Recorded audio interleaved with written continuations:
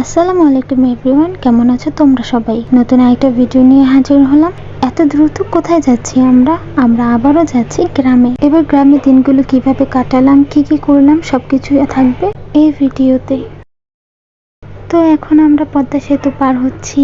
আমার নানু এই প্রথম পদ্মা সেতুর উপর দিয়ে যাচ্ছে, তো সে অনেক এক্সাইটেড ছিল, বাইরের ভিউ উপভোগ করছিল, অনেক এনজয় করেছে। পৌঁছানোর পরে ভিডিও করা হয়নি, পরের দিন থেকে শুরু করা যায়। তো এই দেখেন মেজবানি আয়োজন শুরু হয়ে গেছে। এখানে সবাই পেঁয়াজ আদা রসুন কাটছিল, বড় সড়ো মেজবানি আয়োজন। আর অন্যদিকে এই যে একটু বাহিরে এখানে মাহিন, আমার ভাই, আরো সবাই বসেছিল।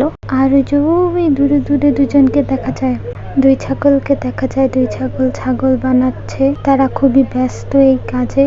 একদিনের কষাই তো, তাই এই অবস্থা। তো ছাগল দেখতে দেখতে পাশেই দেখি গরু মারামারি শুরু করছে। মানে গরুরও ভালো লাগে নাই এই বিষয়টা, ছাগল কাটে, তাই গরুর মাথা খারাপ হয়ে গেছে আর গরু মারামারি শুরু করছে। তো এই বিষয়টা বাদ দিয়ে দিলাম, দেখি ছাগলেরা কি করে। তারা এই কাজটা খুব এনজয় করছে, এটা বোঝাই যাচ্ছে। আপনাদেরও যদি এরকম নাম করা কষাই লাগে তাহলে অবশ্যই তাদের সাথে যোগাযোগ করতে পারেন। অতি দক্ষতার সাথে আপনাদের কাজগুলো তারা সম্পন্ন করে দেবে। আমি এই কাইসা ও কুদ্দুস কষাইদের নাম্বার অবশ্যই স্ক্রিনে দিয়ে দিব।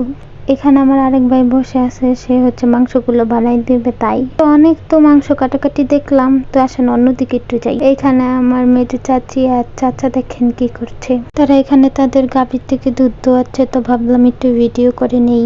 একেবারে গাভীর খাঁটি দুধ কেউ যদি খেতে চান তাহলে অবশ্যই কমেন্ট বক্সে হাত তুলুন। তো ছাগলেরা প্রথম ছাগল শেষ করে দ্বিতীয় ছাগলে হাত দিয়েছে। আর এখানে আমার এক বোন আর ভাই তাদের কাজে লেগে পড়েছে। তারা তাদের কাজ অনেক দক্ষতার সাথে সুনিপুণ ভাবে করছে।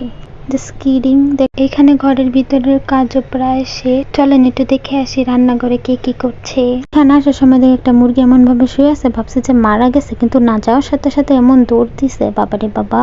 রান্নাঘরে আমার চাচাতো বোন আর চাচাতো বোনের খালাতো বোন কাজ করতেছিল। সবাই কাজ করতেছে, খালি আমি একটা অকর্মার ঢেকি ভিডিও করি ঘুরে ঘুরে। তাই ভাবলাম আমি একটু কাজ করি, যারা কাজ করছে তাদেরকে একটু ঠান্ডা খাওয়াই। নিতে নিতে অর্ধেক আমি শেষ করে ফেলছি। যাই হোক, তারপর দেখি এখানে আমার ভাইয়েরা মিলে ছিপ দিয়ে মাছ ধরছে। এক একজনের যেই ভাব মনে হচ্ছে যে এমন বড় বড় মাছ ধরছে, কিন্তু কিছুই না, কচুর মাথা।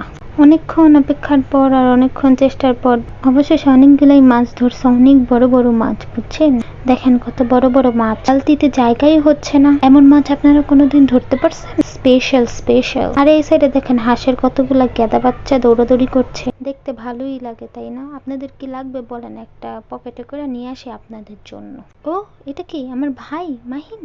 ও না সরি, ও তো পাশে, ওই তো একই জিনিস। তা আমি ওইটা আদর করা শুরু করলাম। তারপর আমি বলি, এই গেদা তুমি কোন পার্লার থেকে তোমার আইল্যাশ এক্সটেনশন করছো? এত সুন্দর আইল্যাশ পাইলা কোথা থেকে? তোমার মতো আইল্যাশ থাকলে আমরা তো কোনোদিন আলগা পাপড়ি লাগাইতামই না।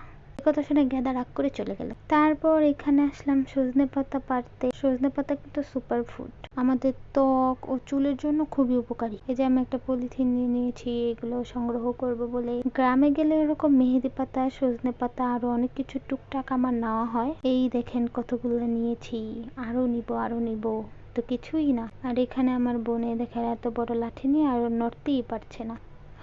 বৃষ্টির পরে কি সুন্দর লাগে পরিবেশটা। আর এই পাশের এই কৃষ্ণচূড়া গাছটা ছোটকালে আমার বাবা লাগিয়েছিল, অনেক বড় ওই গাছটা, অনেক বড়।